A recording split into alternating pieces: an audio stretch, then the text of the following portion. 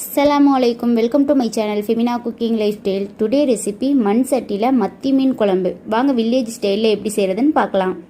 அதுக்கு மண் பாத்திரம் எடுத்துருக்கேன். நல்லா அது ஹீட் ஆனதுக்கப்புறம் நம்ம நல்லெண்ணெய் சேர்த்துக்கலாம். ஒரு 4 ஸ்பூன் நல்லெண்ணெய் சேர்த்துக்கிறேன்.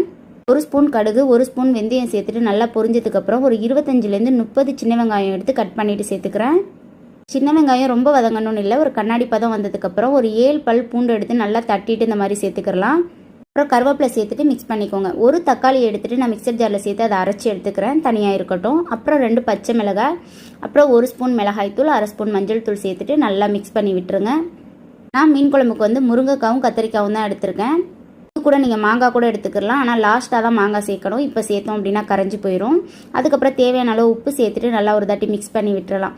ஒரு 3 நிமிஷம் இதை அப்படியே மூடி போட்டு விட்டுருங்க. ஒரு லெமன் சைஸ் அளவுக்கு புளி எடுத்து நல்லா கரைச்சி எடுத்துக்கிறேன்.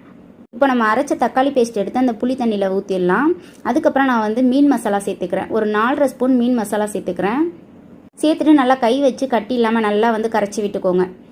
3 மினிட்ஸ் கழித்து ஓப்பன் பண்ணுறேன். இப்போ நல்லா அந்த மாதிரி எண்ணெய் பிரிஞ்சு வரும். ஒரு தாட்டி நல்லா மிக்ஸ் பண்ணி விட்டுட்டு நம்ம கரைச்ச மசாலாவை இதில் சேர்த்துக்கிறலாம்.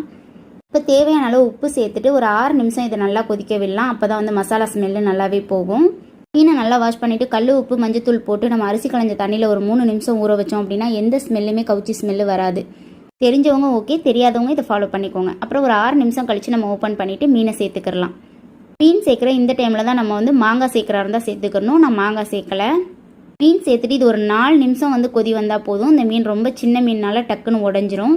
4 மினிட்ஸ் கழித்து இதை ஆஃப் பண்ணிடலாம். இவ்வளோதாங்க, மணமணக்கும் மத்தி மீன் குழம்பு வில்லேஜ் ஸ்டைலில் சூப்பராக ரெடி பண்ணியாச்சு. இந்த வீடியோ உங்களுக்கு யூஸ்ஃபுல்லாக இருக்கும்னு நினைக்கிறேன். யூஸ்ஃபுல்லாக இருந்துச்சுன்னா உங்கள் ஃப்ரெண்ட்ஸ் அண்ட் ஃபேமிலிக்கும் ஷேர் பண்ணுங்கள். மறக்காமல் சப்ஸ்கிரைப் பண்ணுங்கள். தேங்க்யூ ஸோ மச் ஃபார் வாட்சிங்.